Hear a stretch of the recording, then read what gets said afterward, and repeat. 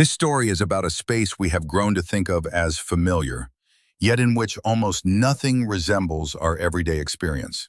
About a place where time is measured in billions of years, distances exceed imagination, and the light falling on our eyes tonight began its journey before we existed.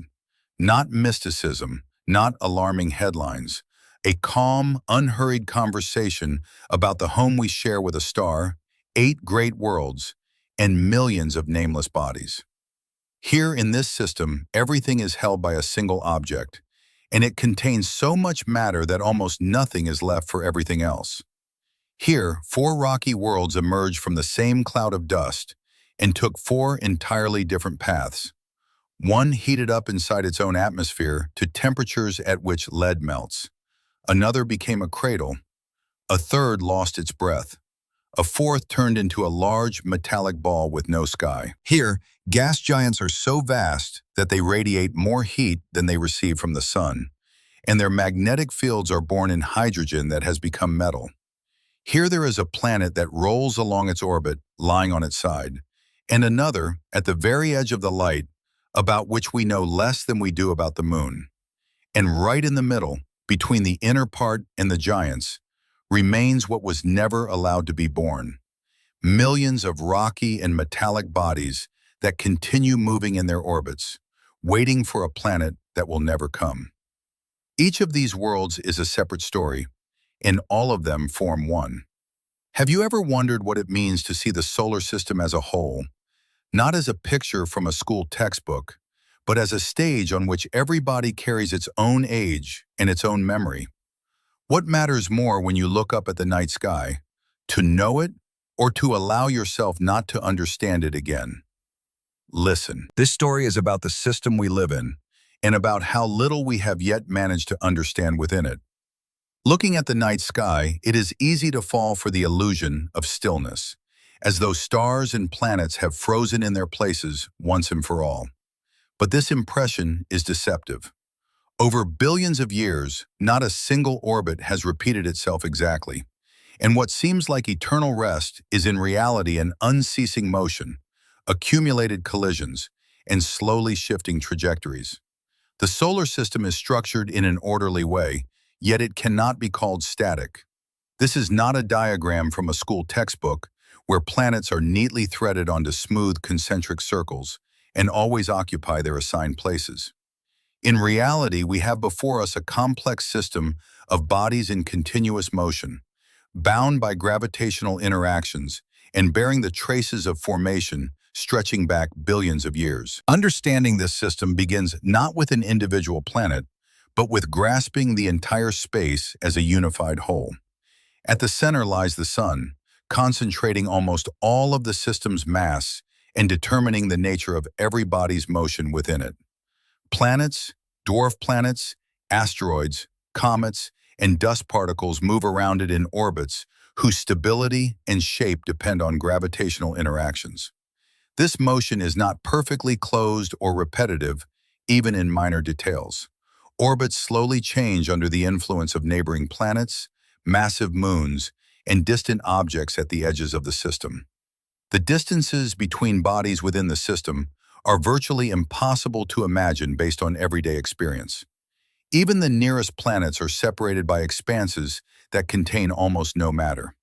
These regions are not an absolute void, but their sparseness is so extreme that interaction between bodies occurs mainly through gravity and radiation. Sunlight spreads through this space, gradually weakening, yet remaining the primary source of energy for every planet without exception. The system has a clear, though not absolutely symmetrical structure. Most planets move in a single plane called the ecliptic plane. This is a direct consequence of the system's common origin from a gas and dust cloud that rotated around the young sun. At the same time, a number of objects have noticeable orbital inclinations, testifying to events that disrupted the original order. Traces of these events are preserved as shifted orbits, collisions, and uneven mass distribution. Planets are traditionally divided into several major groups. The inner ones are small in size, with solid surfaces. The outer ones are considerably more massive, composed primarily of gases, and surrounded by extensive systems of moons. Between these groups lies the asteroid belt, which is not the remnant of a destroyed planet, but rather a collection of bodies that the gravitational influence of the largest planet prevented from uniting into a single whole. This structure is not accidental, yet it was not entirely predictable in the early stages of the system's formation.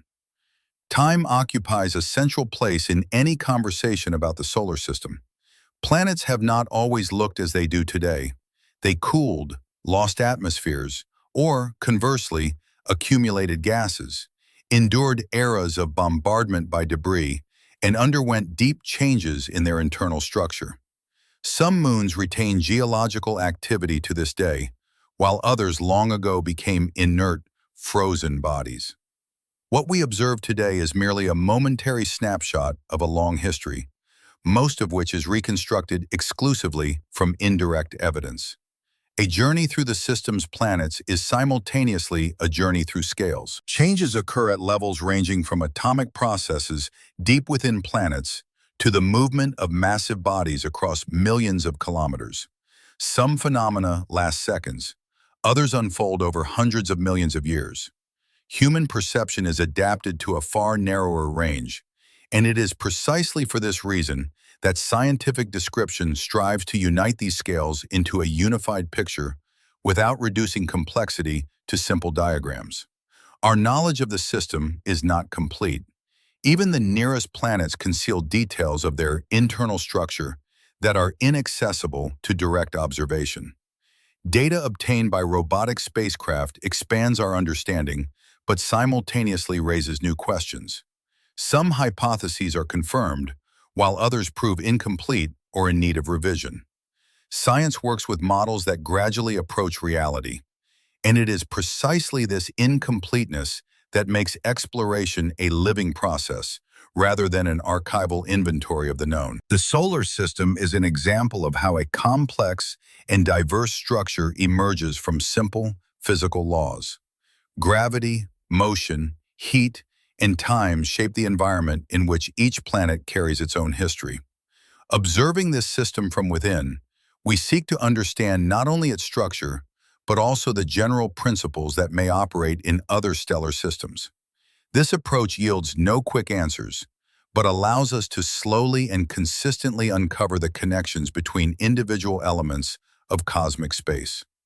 All this motion is held by a single object, and it does not merely shine. The energy that is reaching the surface of the sun right now was born in its core tens of thousands of years ago. So long did it take to force its way through the dense layers of superheated plasma. This alone speaks to the nature of the system's central object.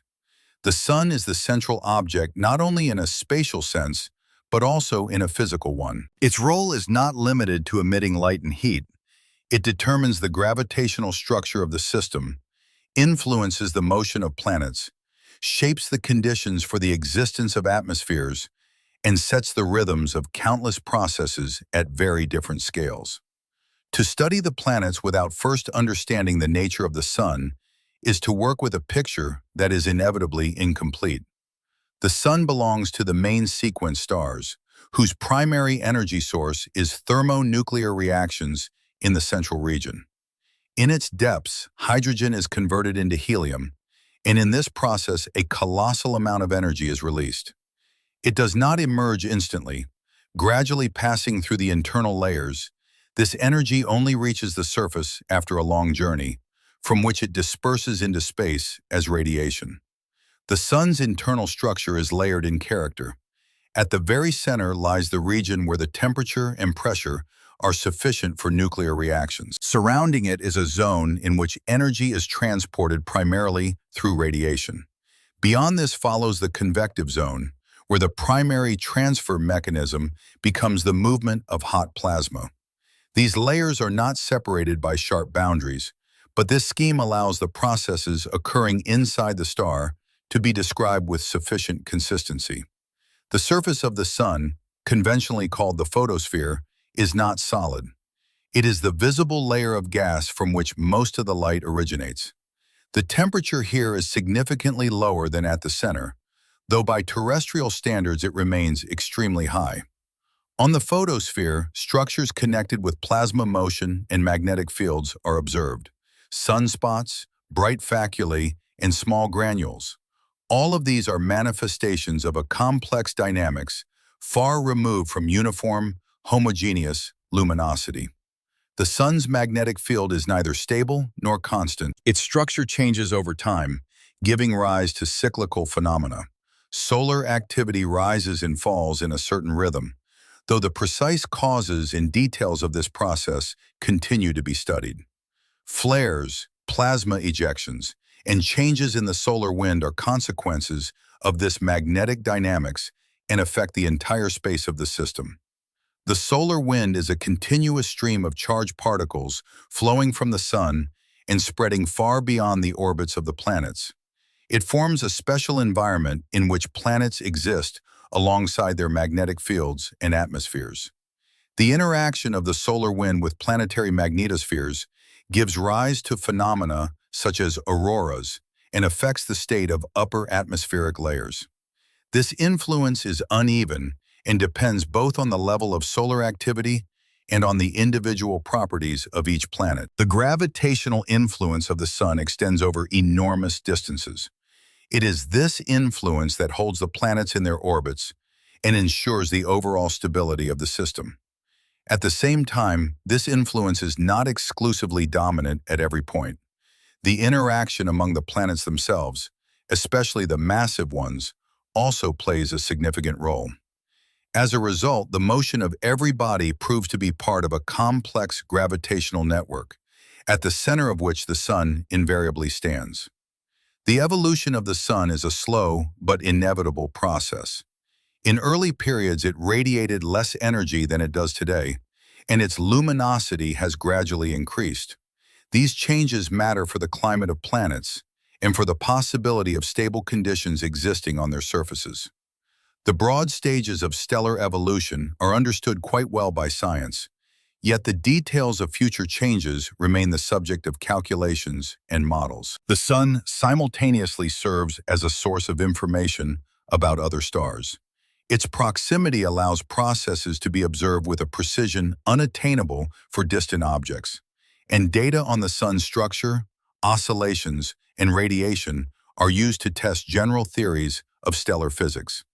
At the same time, it is not a fully typical star in every respect, and this limits the possibility of directly transferring results to other systems. The sun's influence on the planets does not reduce to illumination and heating. It determines chemical processes in atmospheres, the conditions for retaining gases, and even the character of surface changes.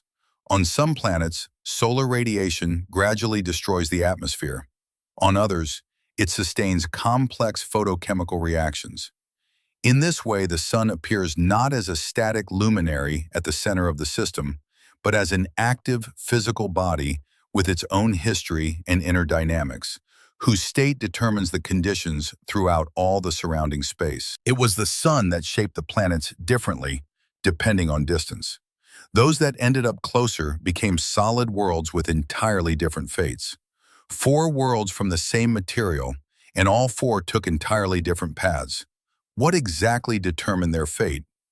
The inner part of the system is formed by planets whose orbits lie comparatively close to the sun: Mercury, Venus, Earth, and Mars. They are united not only by their spatial position, but also by common structural features: solid surfaces, relatively high density, and composition dominated by silicates and metals. These characteristics are a direct consequence of the conditions that prevailed near the young sun during the era of the system's formation. In the inner regions of the protoplanetary disk, it was hot. Volatile compounds, water as ice, ammonia, and methane, could not condense stably there. Only substances with high melting points remained in solid form, from which the embryos of the inner planets gradually grew. This process was neither uniform nor predictable.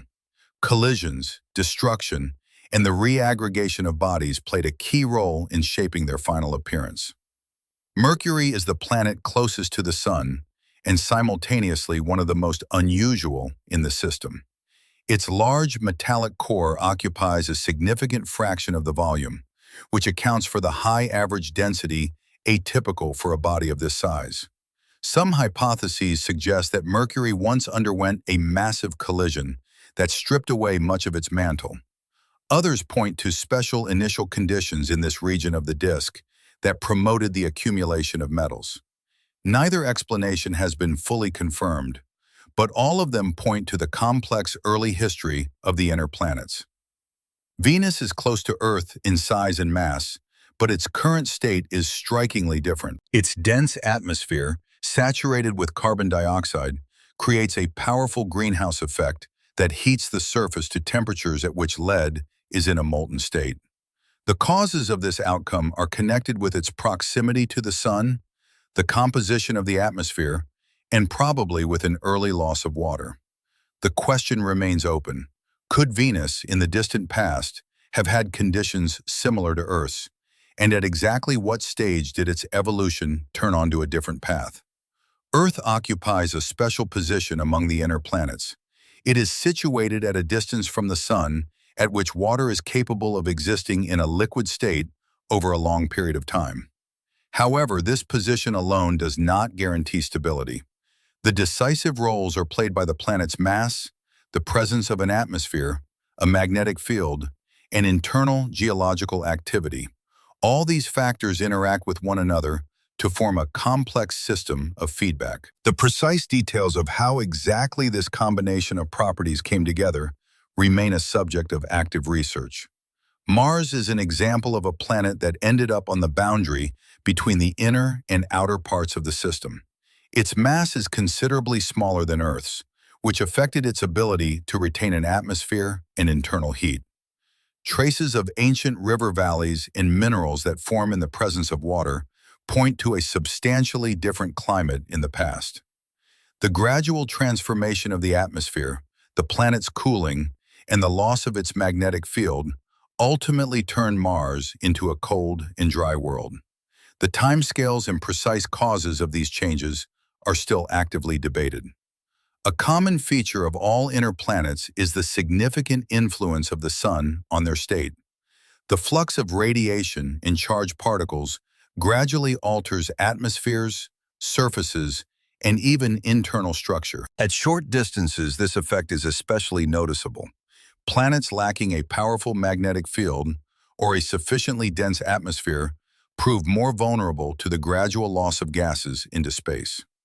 The inner planets also display different levels of geological activity. Earth, with the movement of its lithospheric plates, is the exception in this group. Venus bears signs of large-scale volcanism, but without well-defined plate tectonics.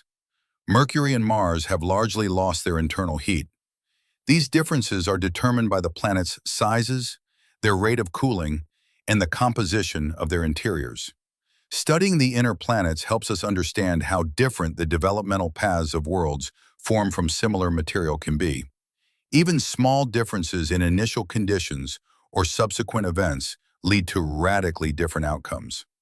Stability and habitability are not automatic properties, but the result of lengthy and complex development. Beyond the orbit of Mars, the space changes, and where it is colder, giants of an entirely different scale took shape. Jupiter is so massive that it literally governs the trajectories of asteroids and comets. It is simultaneously capable of shielding the inner planets from frequent collisions and redirecting dangerous bodies straight toward them.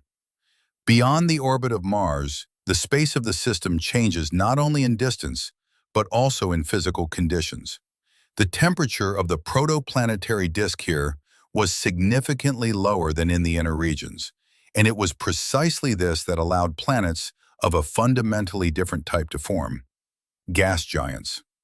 Jupiter and Saturn have no solid surface in the conventional sense, and their combined mass many times exceeds the total mass of all the inner planets combined.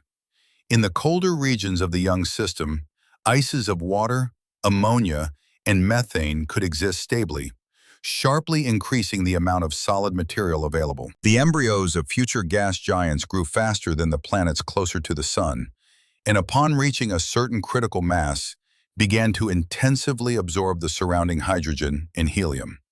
It was this stage that determined their subsequent structure and appearance.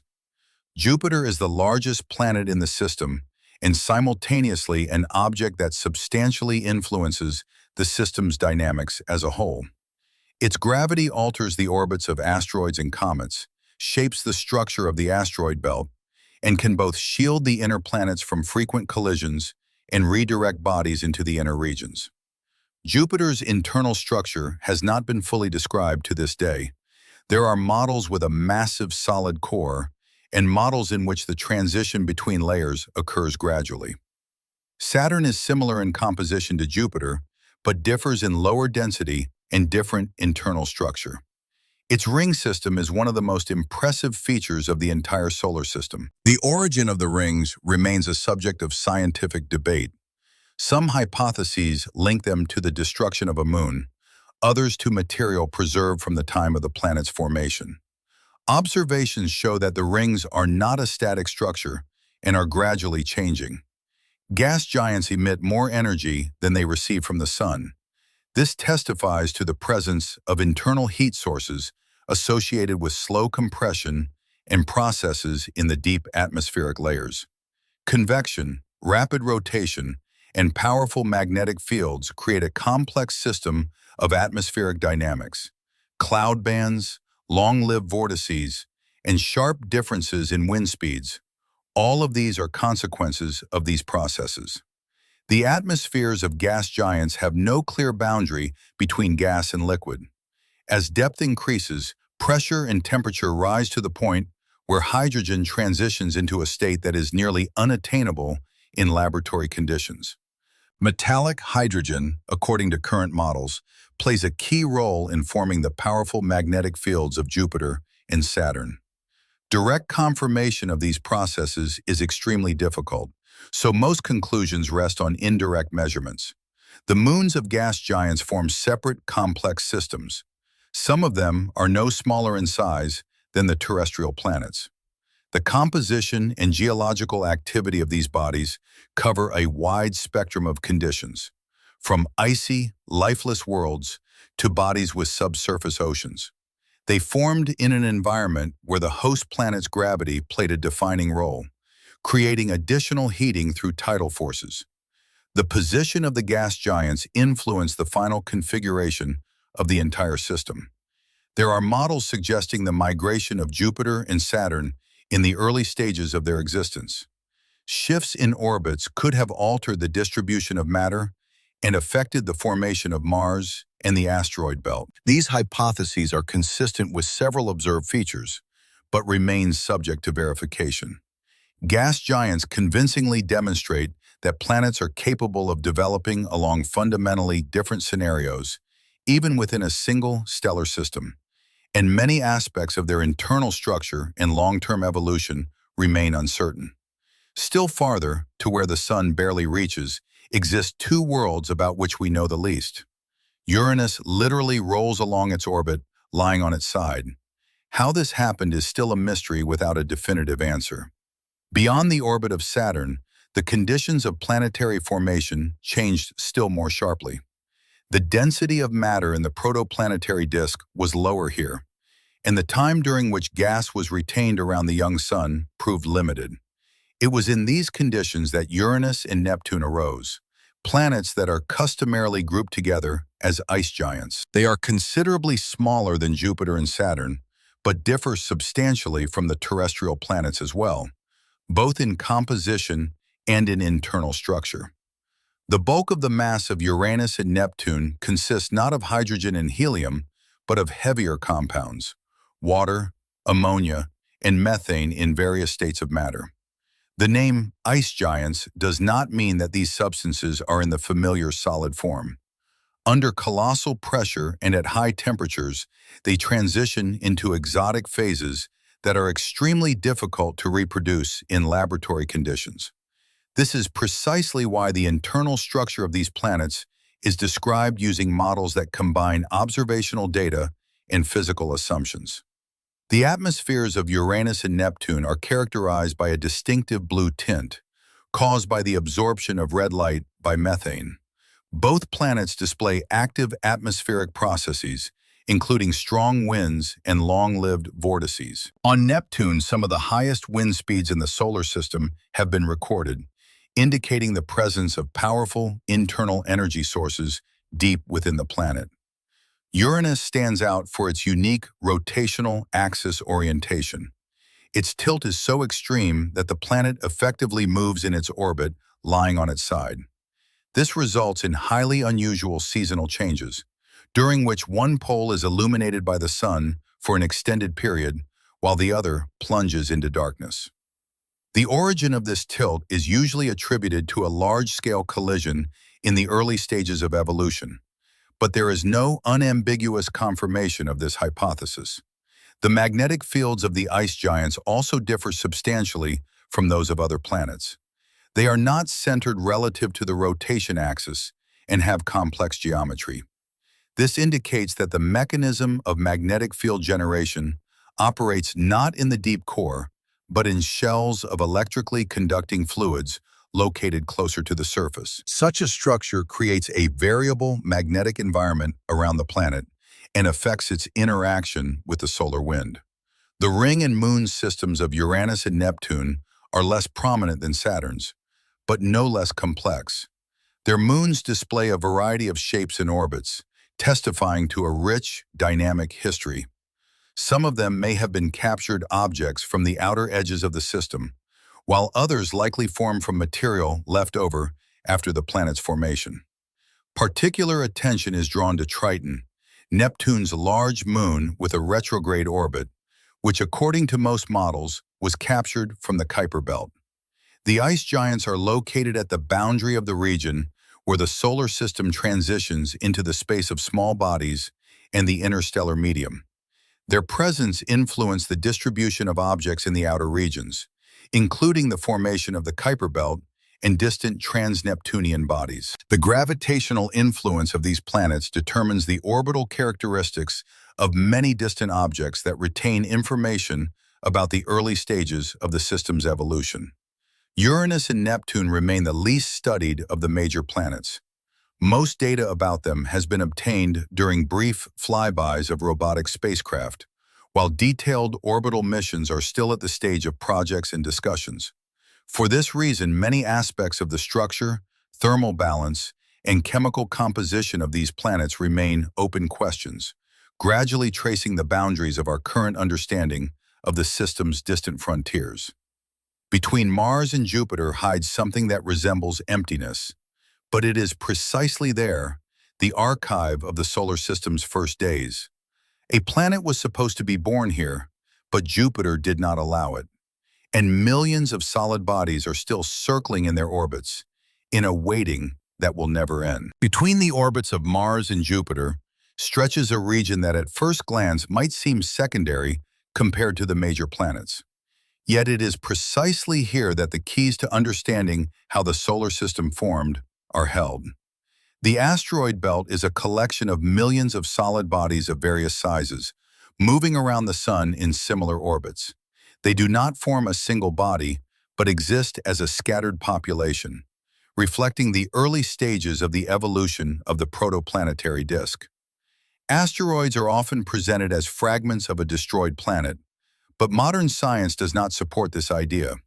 The total mass of the belt is too small for a full-fledged terrestrial-type planet to have formed from it. A different scenario is far more likely.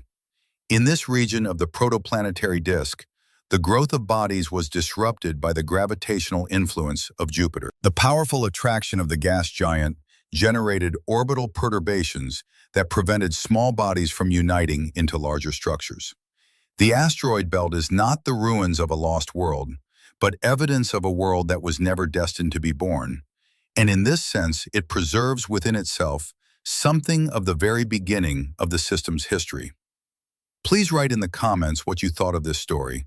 It truly matters to me to understand whether it came through. The sense that the solar system is not a diagram from a textbook, but a slow, living motion. Do you think humanity should spend effort right now on a dedicated mission to Uranus and Neptune, about which we know the least? Or is it more important to first fully explore